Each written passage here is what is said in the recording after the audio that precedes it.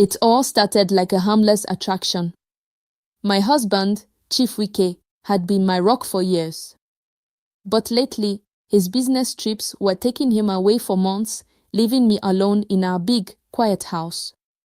At first, I tried to cope by keeping myself busy with chores, TV shows, and visits to friends. But the loneliness kept creeping in, filling the house with an emptiness that made my chest ache. Then, Emeka came back from school. My stepson, tall, dark, and handsome, God took his time when he made him. Every time he walked into a room, it was as if he brought the sun with him. Women couldn't stop staring at him when we went out. Even my friends would jokingly ask if I was hiding him from Lagos girls. I would laugh and brush it off, but deep inside, I understood why they were so drawn to him. At first, I kept my distance. After all, he was just a young man with the energy and charm of his age. But then one evening, I heard him in the kitchen singing one of those new Afrobeat songs. His voice was deep and smooth, and I couldn't help but smile. I walked in, pretending I needed water. Mama, he said, smiling that smile that could make any woman weak. You like my singing? I laughed. It's not bad, but you need small practice. He laughed too, and we ended up talking for hours. It was harmless, just talk about school, his plans, and my cooking. But from that moment, I started noticing things about him, his confidence, the way he carried himself, the little jokes he cracked that made me laugh even when I didn't want to. One night, the power went out, and we were forced to sit together in the living room with candles lighting the space. We talked again, this time about life and dreams. The way he looked at me that night with those deep brown eyes made something stir in me. I felt ashamed, but I couldn't help myself. The first time it happened, it was like I wasn't in control of my body. We were in the kitchen again, joking about his poor attempt at frying plantain. I went to correct him, standing close behind him, and before I knew it, he turned around and our eyes locked. My heart raced. His hand brushed mine, and the next thing I knew, we were kissing. I pulled away, my mind screaming at me. Emeka, this is wrong, I said, my voice trembling. But he held my hand. Mama, I've tried to fight this feeling, he said. But I can't anymore. It was as if he had unlocked a part of me I didn't know existed. That night, we crossed a line I thought we'd never cross. I told myself it was just one mistake, but it wasn't. It happened again and again. Each time, I felt guilty, yet I couldn't resist. Emeka became my escape, my comfort in Chief Wike's absence. We laughed, we shared secrets, and for a while, I forgot the loneliness. But deep down, I knew it couldn't last. I was playing with fire, and I could already feel the flames leaking at the edges of my life. One afternoon, after another stolen moment with Emeka, I sat alone in my room, staring at a photo of Chief Wike and me. Tears rolled down my cheeks as guilt consumed me. How did I get here? How did I let myself fall so far? But just as I was drowning in regret, Emeka knocked on my door. He walked in, his usual confident self, and sat beside me. Neka, he said, his voice soft. You're not alone. You don't have to feel like this. His words were comforting, but they also scared me. I was trapped in a web of my own making, and I didn't know how to untangle myself without destroying everything. The days turned into weeks, and my life became a mix of emotions I couldn't explain. I knew what Emeka and I were doing was wrong, but it was as if I couldn't stop myself. Each stolen moment felt like I was filling a void Chief Wike had left behind. But the more it happened, the heavier my heart became. One Sunday afternoon, we were having lunch together in the dining room. Emeka had just returned from church, looking fresh in his white kaftan, the way it clung to his well-built chest. I couldn't concentrate on my food. My fork played with the rice on my plate, my thoughts a tangled mess. Mama, Emeka called, breaking into my thoughts. I responded, startled. You've been quiet all through. Are you okay? I forced a smile. I'm fine, Emeka. Just tired, that's all. But I wasn't fine. My heart was pounding, and I felt like the walls were closing in on me. I needed air, so I stood up abruptly. Excuse me, I said, rushing to the balcony. The cool breeze hit my face, but it didn't ease the storm within. As I stared at the compound below, memories of my life with Chief Wike flooded my mind, the way he used to hold me, the laughter we shared before his business trips became more important than our family. How did we get here? How did I let things spiral out of control? Before I knew it, Emeka was beside me. Neka, he said softly, his voice like a bomb to my troubled soul. Talk to me. I don't know, Emeka, I whispered, my voice breaking. I feel like I'm drowning. This thing between us, it's wrong. I can't keep doing this.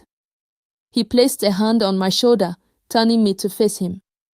You're not wrong for wanting love, Neka. You've been abandoned, left to feel like you're invisible. I see you. I care about you. His words hit me like a wave, and before I could think, I was crying. He pulled me into his arms, holding me as I sobbed. It felt safe, but it also felt like betrayal. After that day, I tried to put some distance between us. I avoided being alone with Emeka, kept myself busy with housework, and even started going out more. But Emeka, he was persistent. He found ways to pull me back in. A lingering touch here, a stolen glance there, it was like he knew exactly how to break down my defenses. One evening, he convinced me to watch a movie with him. Just a movie, Mama. Nothing more, he promised, flashing that charming smile. I hesitated but agreed, thinking I could handle it. We sat on the couch, a respectable space between us at first. The movie was a comedy, and we laughed so much that my sides ached. For a moment, it felt innocent, like nothing had ever happened between us. But then, during a quiet scene, he reached for my hand. I froze. My heart raced as I turned to look at him. His eyes, deep and searching, met mine. I can't help how I feel about you, he said, his voice barely above a whisper. Emeka, I started, but he leaned closer, cutting off my words. His lips brushed mine softly, and I melted into the kiss before I could stop myself. It wasn't just lust this time, it was tender, filled with emotions I wasn't ready to face. As the days went on, I felt myself slipping further. The guilt was always there, like a shadow following me everywhere. I prayed, asking God for strength, for forgiveness, but every time I saw Emeka, my resolve crumbled. Then, one day, everything changed. Chief Wike came home unexpectedly. I was in the kitchen, chopping vegetables, when I heard his booming voice. Neka, where's my wife?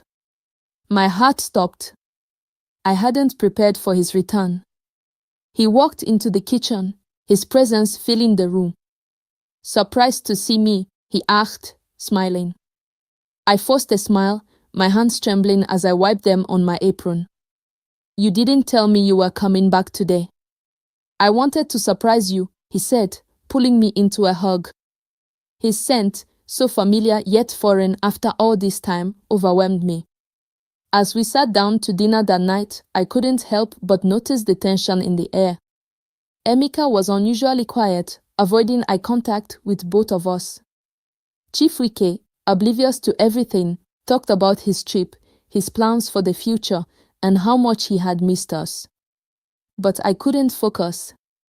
My mind was racing, fear gripping my heart. What if he found out?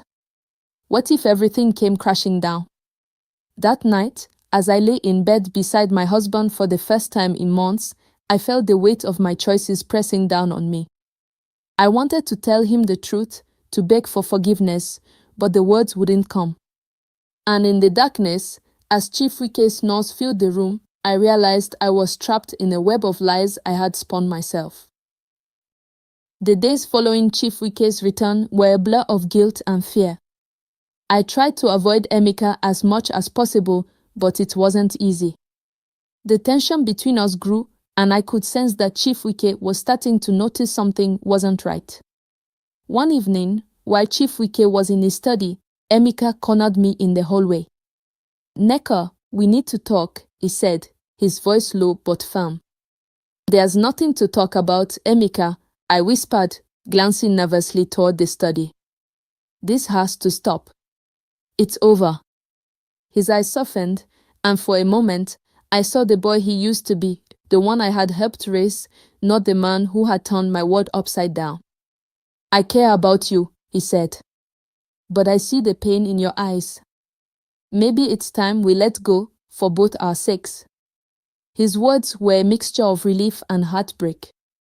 For the first time, I felt a sliver of hope that I could start to fix the mess I had made. But life wasn't going to let me off the hook that easily. A few days later, Chief Wike called me into the living room. He was holding his phone, a frown etched deeply into his face. "Neka, I received a message today. Someone sent me pictures of you and Emeka together."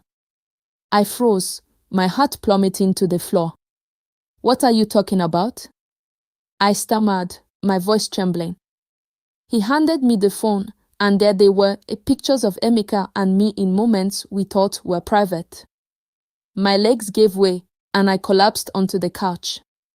Tears streamed down my face as I tried to find the words to explain, to justify, but there was nothing I could say. Chief Wike stood over me, his face a mask of anger and betrayal. "How could you do this to me, Neka? To our family?" "I'm sorry," I sobbed. "I was lonely, vulnerable. I didn't mean for this to happen." But sorry wasn't enough. The damage was done, and my actions had torn our family apart. Chief Wike asked Emeka to leave the house immediately and made it clear that our marriage would never be the same again. That night, as I sat alone in the darkness, I realized the full extent of what I had lost, not just my husband's trust, but my own sense of self. I had let my loneliness and vulnerability lead me down a path I would regret forever. My advice for women in similar situations. To every woman out there, loneliness can be a powerful and dangerous emotion. If you ever feel neglected or abandoned in your relationship, don't let that emptiness push you into making decisions you regret. Instead, seek healthy outlets, talk to your partner, find a trusted friend, or even speak to a counselor. No matter how tempting the distraction might be, remember that the consequences can be devastating, not just for you, but for everyone involved.